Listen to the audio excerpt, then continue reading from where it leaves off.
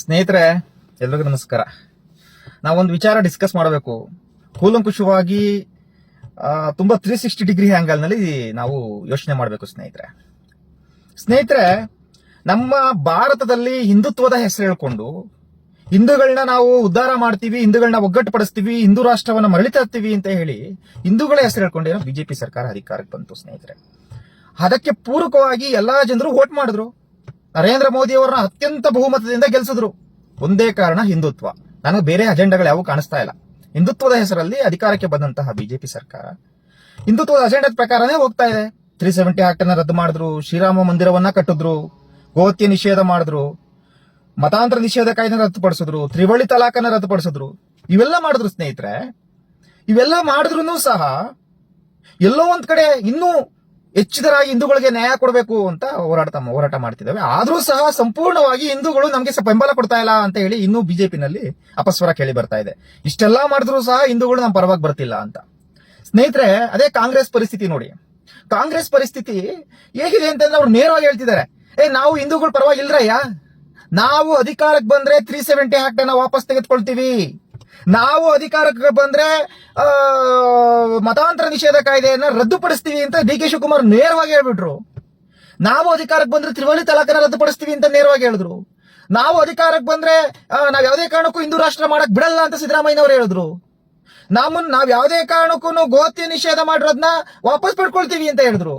ಆದ್ರೆ ನಾವೆಷ್ಟು ದಡ್ರಿದೀವಿ ಹಿಂದೂಗಳು ಅಂತಂದ್ರೆ ಅರ್ಥ ಮಾಡ್ಕೊಬೇಕು. ಸ್ನೇಹಿತರೆ, ನಮ್ಮಂತ ದಡ್ರು ಯಾರು ಇರ್ಲಿಕ್ಕೆ ಸಾಧ್ಯನಾ?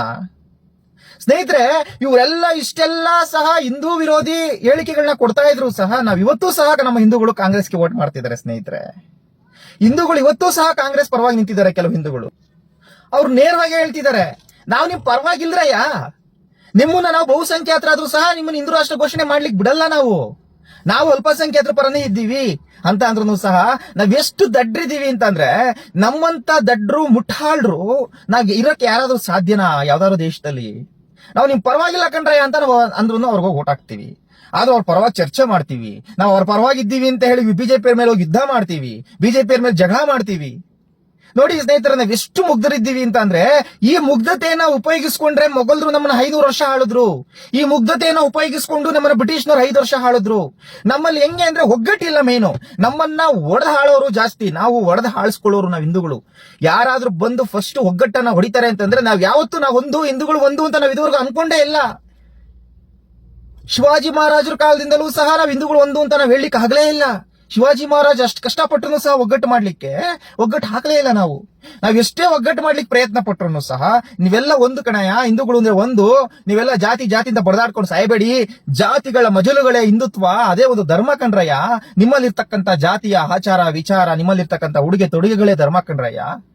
ನಿಮ್ಮಲ್ಲಿರ್ತಕ್ಕಂಥ ಹಣೆಗಿರ್ತಕ್ಕಂಥ ಬೊಟ್ಟಲ್ಲೂ ಒಂದು ಸಂಸ್ಕೃತಿ ಇದೆ, ನೀವು ಹಾಕೊಳ್ತಕ್ಕಂಥ ತಾಲಿಲೂ ಒಂದು ಸಂಸ್ಕೃತಿ ಇದೆ, ನೀವು ಕಿವಿ ಉಟ್ಕೊಳ್ತಕ್ಕಂಥ ಒಂದು ಹೋಲಿನಲ್ಲೂ ನಿಮ್ಗೊಂದು ಸಂಸ್ಕೃತಿ ಇದೆ ಅಂತ ಮನದಟ್ಟು ಮಾಡ್ಕೊಟ್ರು ಸಹ ನಾವ್ ಎಲ್ಲೋ ಒಂದ್ ಕಡೆ ನಾವು ಒಗ್ಗಟ್ಟು ಹಾಕ್ತಾ ಇಲ್ಲ. ಹಿಂದೂಗಳು ನಾವೆಲ್ಲೋ ಒಂದ್ ಕಡೆ ಹಿಂದೂ ವಿರೋಧಿ ಚಟುವಟಿಕೆಗಳು, ಹಿಂದೂ ವಿರೋಧಿ ಹೇಳಿಕೆಗಳನ್ನ ಕೊಡ್ತಾ ಇರ್ತಕ್ಕಂಥ ಪಕ್ಷಗಳಿಗೆ ಸಪೋರ್ಟ್ ಮಾಡ್ತಾ ಇದೀವಿ. ಸ್ನೇಹಿತರೆ, ಇದು ಎಷ್ಟು ವಿಪರ್ಯಾಸ ಅಲ್ವಾ? ನಾನೇನಿಲ್ಲ ಕಾಂಗ್ರೆಸ್ ವಿರೋಧಿಯಾಗಿ ನಾನು ಹೇಳ್ತಾ ಇಲ್ಲ, ಕಾಂಗ್ರೆಸ್ನ ವಿರೋಧಿಸ್ತಾ ಹೇಳ್ತಾ ಇಲ್ಲ. ಸತ್ಯವನ್ನ ಅರ್ಥ ಮಾಡ್ಕೊಳ್ಳಿ. ಅವ್ರು ನೇರವಾಗಿ ಹೇಳ್ತಿದಾರ್ರಿ ನಿಮ್ಗೆ, ನಾವು ನಿಮ್ ಪರವಾಗಿಲ್ಲ, ನಾವು ನಿಮ್ಮನ್ನ ಉದ್ಧಾರ ಮಾಡ್ಲಿಕ್ಕೆ ಆಗಲ್ಲ, ನಾವು ಹಿಂದೂ ರಾಷ್ಟ್ರ ಘೋಷಣೆ ಮಾಡ್ಲಿಕ್ಕೆ ಬಿಡಲ್ಲ, ನಾವು 370 ಆಕ್ಟ್ ಅನ್ನ ವಾಪಸ್ ತೆಗೆದುಕೊಂಡ್ಬರ್ತೀವಿ, ನಾವು ಮಂದಿರಗಳನ್ನ ಕಟ್ಟಕ್ ಬಿಡಲ್ಲ, ನಾವು ನಿಮಗೆ ಅನ್ಯಾಯ ಮಾಡ್ತೀವಿ, ನಿಮ್ಮನ್ನ ಹಾಳು ಮಾಡ್ತೀವಿ, ನಿಮ್ಮನ್ನ ಅಲ್ಪಸಂಖ್ಯಾತರು ಮಾಡ್ತೀವಿ, ನೀವು ಈ ದೇಶದಲ್ಲಿ ಅಲ್ಪಸಂಖ್ಯಾತರಾಗೋವರೆಗೂ ನಾವು ಸುಮ್ಮನೆ ಇರಲ್ಲ ಅಂತ ನೇರವಾಗಿ ಅವ್ರ ಅಜೆಂಡಾನೇ ಅದು, ತತ್ವನೇ ಅದು, ಸಿದ್ಧಾಂತನೇ ಅದು. ಈಗ ನೋಡ್ರಿ, ಬಿಜೆಪಿಗೆ ಅಂದ್ರೆ ಒಂದು ಸಿದ್ಧಾಂತ, ನಿಮ್ ಸಿದ್ಧಾಂತ ಏನ್ರಪ್ಪ, ನಿಮ್ದು ಏನು ವಿಷನ್ ಏನ್ರಪ್ಪ ಅಂತಂದ್ರೆ, ಬಿಜೆಪಿ ಅವ್ರು ನೇರವಾಗಿ ಹೇಳ್ತಾರೆ, ನಾವು ಹಿಂದೂ ರಾಷ್ಟ್ರ ಘೋಷಣೆ ಮಾಡ್ತಕ್ಕಂಥದ್ದು ನಮ್ದು ವಿಷನ್, 370 ಆಕ್ಟ್ ನ ರದ್ದು ಮಾಡ್ತಕ್ಕಂಥದ್ದು ನಮ್ದು ವಿಷನ್ ಆಗಿತ್ತು, ರಾಮ ಮಂದಿರವನ್ನ ಕಟ್ತಕ್ಕಂಥದ್ದು ನಾವು 1957ರಿಂದಲೂ ನಮ್ ವಿಷನ್ ಆಗಿತ್ತು ಅಂತ.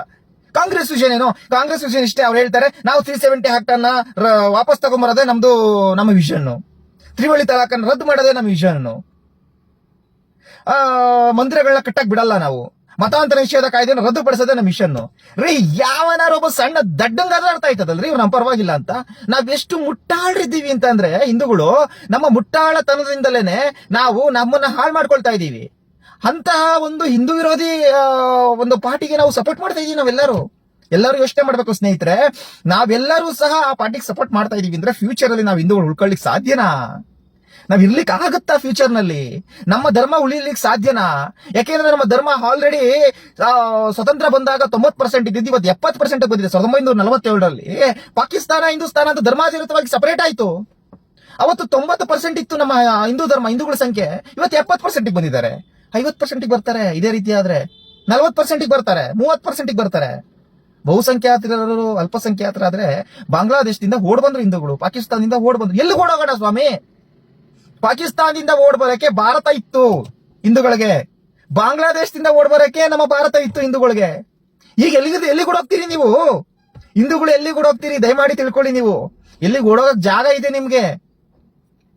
ಭಾರತ ಬಿಟ್ಟು ಎಲ್ಲಿ ಓಡೋಗಕ್ಕಾಗುತ್ತೆ? ಚೀನಾ ಓಡೋಗಕ್ಕಾಗತ್ತಾ? ಅಲ್ಲಿ ಕೂಡ್ಸಲ್ಲ. ಪಾಕಿಸ್ತಾನಕ್ಕೆ ಹೋಗಕ್ಕಾಗತ್ತಾ? ಬಾಂಗ್ಲಾದೇಶ್ಗೆ ಹೋಗಕ್ಕಾಗತ್ತಾ? ಇಲ್ಲ ಪಕ್ಕದಲ್ಲಿ ಇರಾಕ್ಗೆ ಹೋಗಕ್ಕಾಗತ್ತಾ? ಇರಾನ್ಗೆ ಹೋಗಕ್ಕಾಗತ್ತಾ? ಅಮೆರಿಕಕ್ಕೆ ಹೋಗಕ್ಕಾಗತ್ತಾ? ಎಲ್ಲೂ ಇಲ್ಲ. ಇಡೀ ವಿಶ್ವದಲ್ಲಿ ಹಿಂದೂಗಳಿಗಿರ್ತಕ್ಕಂಥ ಏಕೈಕ ರಾಷ್ಟ್ರ ಭಾರತ. ಅದನ್ನ ಉಳಿಸ್ಕೊಬೇಕು ಅಂತಂದ್ರೆ ನೀವೆಲ್ಲ ಒಗ್ಗಟ್ಟು ಹಾಕ್ಬೇಕು ಸ್ನೇಹಿತರೆ. ಒಗ್ಗಟ್ಟು ಹಾಕ್ಬೇಕು ಅಂತ ನೀವೇನ್ ಯುದ್ಧ ಮಾಡಬೇಡಿ. ನಿಮ್ಮಲ್ಲಿರ್ತಕ್ಕಂಥ ಮತ ಏನಿದೆಯಾ, ಆ ಮತಕ್ಕೆ ನೀವು ಸರಿಯಾಗಿ ಉತ್ತರ ಕೊಟ್ರೆ ಮತದಿಂದ ಮಾತ್ರ ನಾವು ಉತ್ತರ ಕೊಡ್ಲಿಕ್ಕೆ ಸಾಧ್ಯ. ನಾವು ಬೆಳಿಗ್ಗೆ ಎದ್ದು ನಮ್ ಹಿಂದೂ ರಾಷ್ಟ್ರ ಬೇಕು ಅಂತ ಹೇಳಿ ಹೋಗಿ ಯಾವ್ದೋ ಒಂದು ಟೌನ್ ಹಾಲ್ ಸರ್ಕಲ್ ಅಲ್ಲಿ ಕೈ ಕುಯ್ಕೊಂಡು ಒಂದು ಕಲ್ಲಿಗೆ ಬೆಂಕಿ ಹಚ್ಚೋದು, ಟೈರ್ಗೆ ಬಸ್ಸಿಗೆ ಕಲ್ಲು ಹಿಡಿಯೋದ್ರಿಂದ ನಮಗೆ ನ್ಯಾಯ ಸಿಗಲ್ಲ. ನಾವು ಆಗ್ತಕ್ಕಂಥ ಮತ, ನಾವು ಸೆಲೆಕ್ಟ್ ಮಾಡ್ತಕ್ಕಂಥ ನಾಯಕ ಮಾತ್ರ ಈ ನಮಗೆ ಹಿಂದೂಗಳಿಗೆ ನ್ಯಾಯ ಕೊಡ್ಲಿಕ್ಕೆ ಸಾಧ್ಯ. ನಮ್ಮ ಹಿಂದೂಗಳ ಪರವಾಗಿ ಯಾರಿದಾನೋ ಆ ನಾಯಕನನ್ನ ಗೆಲ್ಸಿ. ನೀವು ಯೋಚನೆ ಮಾಡಿ, ನಮ್ಮ ಹಿಂದೂಗಳ ಪರವಾಗಿ ಯಾರು ಅಜೆಂಡಾ ಇಟ್ಕೊಂಡಿದ್ದಾರೋ, ಹಿಂದೂಗಳ ಪ್ರಣವಾಗಿ ಯಾರು ಪ್ರಣಾಳಿಕೆ ಇಟ್ಕೊಂಡಿದ್ದಾರೋ ಅವ್ರನ್ನ ಗೆಲ್ಸಿ ನೀವು. ನಮಸ್ಕಾರ ಸ್ನೇಹಿತರೆ, ಧನ್ಯವಾದ.